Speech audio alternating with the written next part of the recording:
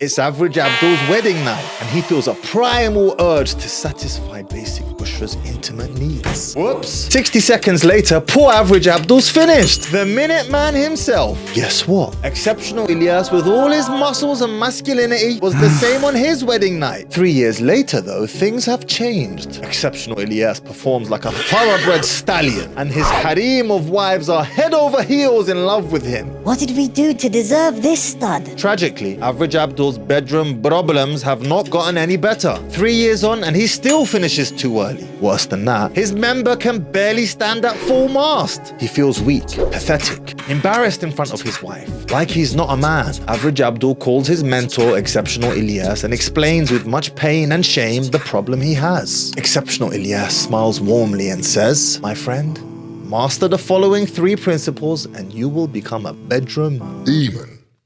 One of the most commonly asked questions I get is, how do I last longer?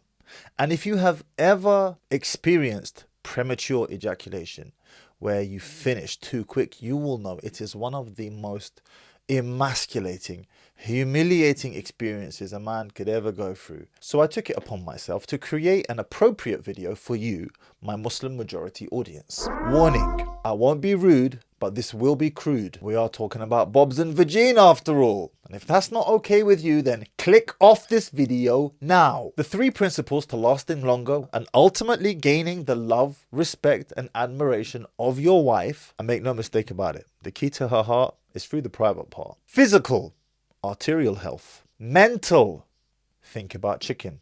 I'm serious. And spiritual, how your hand-eye coordination will open the doors to a stronger and longer lasting member. Pun intended. And make no mistake, the 3rd principle is the most important one. A lot of Muslims underplay how important it is to intimately satisfy your wife. And if you don't, you've been warned. Best case scenario, she'll be thinking about other men while she's being intimate with you.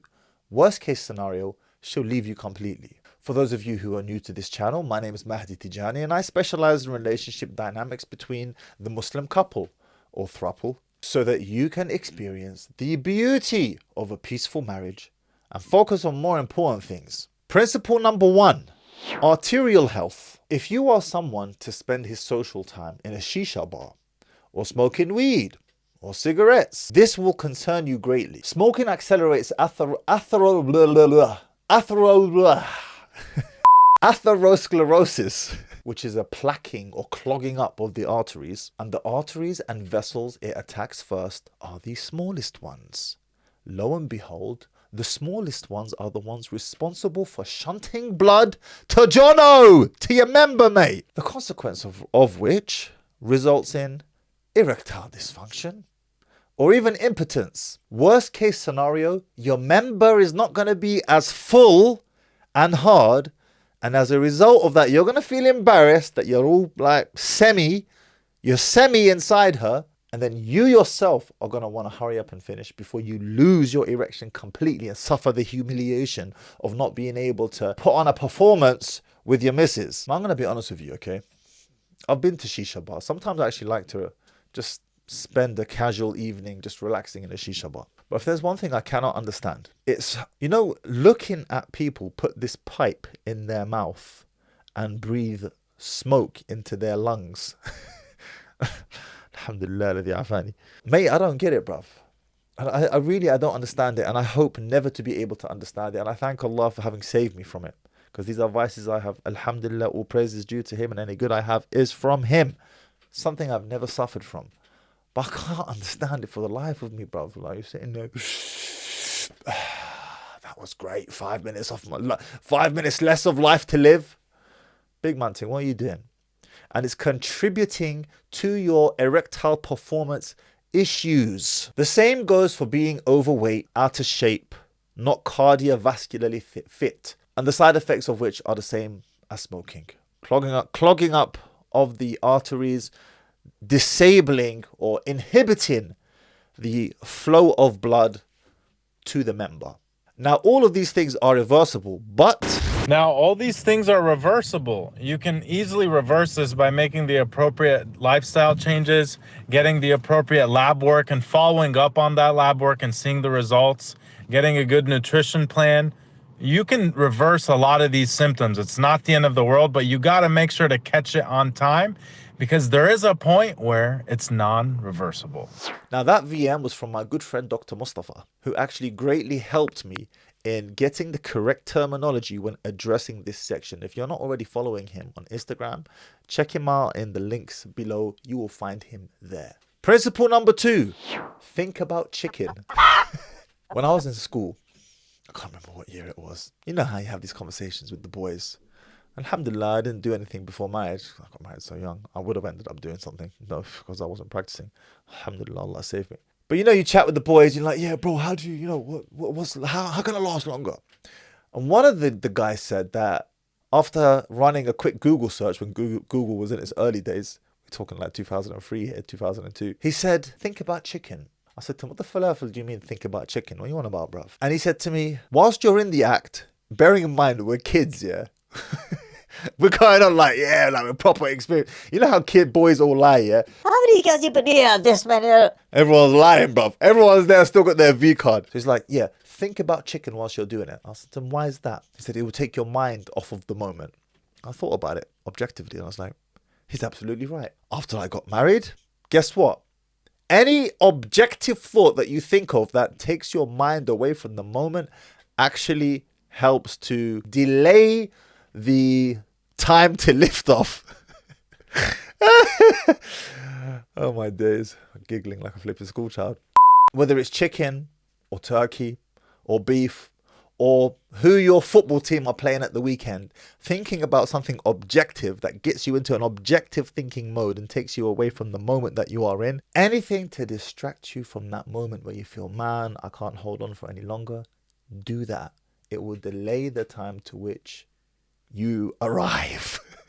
And finally, hand-eye coordination. Hand-eye coordination? What do you mean, Mahdi? I will explain. Lowering the gaze and not watching porn or any of its equivalents, that's the eye part, and masturbation, that's the hand part. When I said not watching porn, you would have thought, especially as a Muslim, oh, obviously I don't watch porn. Yes, but its equivalents included. I'm going to explain to you how not lowering your gaze is killing your sexual performance. 2013, I get a job in Saudi Arabia. I just freshly graduated from university. I did a CELTA program and I was given a position teaching the English language in Saudi Arabia. I go there without my family of 5 at the time, 3 kids, because I wanted to spend a year saving money. I was fresh out of uni, I didn't have no money, so that I could establish myself there, get a property, car, etc., and then bring the family over a year later. That was the plan. I arrive in the country, in Riyadh, and then I'm transferred to Medina. An incredible experience and a story for another day. First week passes. Second week passes. I'm starting to get a bit techie, bruv. Like, I need to go back to my woman. Third week passes. Bruv, it's finished. It's a wrap. Anyways, regardless, I have to continue to be patient for another 3 months in suffocating, dying, bruv, because I'm used to having a wife and then suddenly I don't have a wife. As one of my friends put it, who had never been married before, you're struggling more than me because you've tasted the honey. I don't know what I'm missing. Fair point. I spent 4 months in the country and I barely see any skin on a woman whatsoever. Why? Because at that time, all the women were wearing niqab and everyone was wearing black. So you just don't see women. Even the restaurants were segregated. You had single section and family section. And obviously, because I was alone, I'd have to eat with the singles. So you hardly see a woman. Fine. 4 months eventually pass and I get a week back in the UK. Week break. I get a transit flight from Medina Airport to Egypt. I land in Egypt in Cairo. I come out, got a 6-hour wait. As I come out, I see a poster, like a massive billboard on the wall. It was a perfume advert and it had like a beautified woman on there wearing a dress of some sort. Something that if you're living in the West, it's like Saudi, it's normal. You're used to seeing that stuff. The impact that image had on my brain was like someone picked up a wet fish and slapped me around the face with it. It was an unbelievable fitna for me. Incredible trial. And I just deeped it in that moment. I was thinking to myself, wow. Why has this affected me so much? I used to see this all the time in the UK and I was desensitized to the damn thing. Why is that affecting me now? And then I quickly realized it's because I hadn't seen a woman, literally had not seen any woman, neither in real life, nor on posters, nor in the mall, nor anywhere except black, for 4 months. Which means my arousal, my ability to be aroused was extremely low. This is what you want. You want your ability to be aroused to be easy, quick fire, like that. Very low. And of course, by the time I went back home to my family, needless to say, no problems. There weren't problems before, but there definitely weren't any problems now. And you know what the beauty of being in the habit of lowering your gaze and not looking at women that are haram for you is that when you do lay your eyes on your woman, on your wife, you're going to be so aroused, you're going to be so turned on that the member is going to have like an ocean of blood flooding it, just the way she needs it. So lower your gaze, brother. SubhanAllah, Allah knows best, man. Wallahi. Everything Allah has stipulated for us is because it's in our best interest in the first place. As for born, that should require no explanation. However, I'll explain anyways. When you watch Born, you accustom yourself to seeing naked women, typically women who have unrealistic figures and body types, doing things and contorting their body in a manner that is also unrealistic, such that by the time you go back home to your woman and you look at her normal basic bushra self, it's like you're looking at the wall. And this is why you will notice on Born, they've got all sorts of subcategories, crazy niches, all sorts of craziness. Why? Because eventually the viewer, the consumer of said porn, eventually becomes numb to it. And they are no longer aroused by it. So they have to go to the next level, and to the next level, and to the next level. And when he goes back to his wife, bro, his member ain't doing nothing. It's just all floppy, bruv. He's got no control over it whatsoever, because he's used to seeing some next alien chick. And finally, masturbation. For those of you who are in the habit of masturbating, you will eventually suffer from what I call gorilla grip syndrome, which is what? No vagine on planet Earth is as tight as your grip, my friend. Even if you're weak, no vagine on this planet can apply as much pressure to your member as your hand can. If you accustom your member to pressure from your hand, it means by extension the only way and time you will be able to become aroused and get a full erection is by squeezing the member with the gorilla grip. Which means what?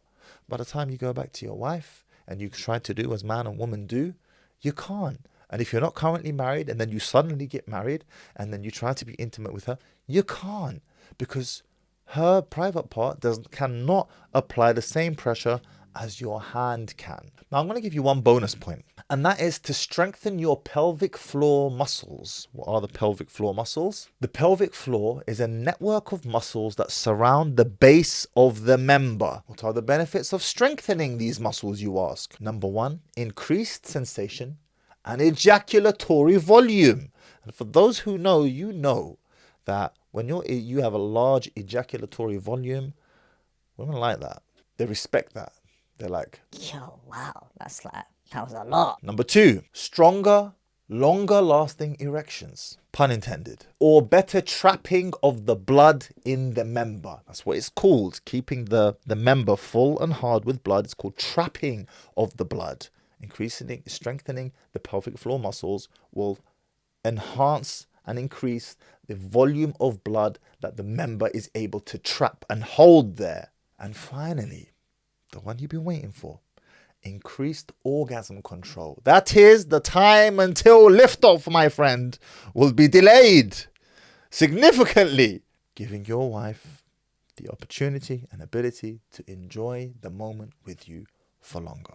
Now, discussing this further requires me to go into graphic detail that is just too heavy for the casual viewer. My comment section will blow up with hate, especially once they hear me talk about actual sexual positions and how you can manipulate and contort your wife's body in a specific manner that will both be pleasurable to her and, most importantly, enable you to last longer, much longer. So, I'm going to run a masterclass in the Janissaries, my private men's community, the link for which you can find below or in the top pinned comment of this video. Now, to put a ribbon on this video, if you're newly married, bro, and you've just gotten married, don't have too much experience with your wife. Maybe you're a couple months in, maybe even a little bit more than that.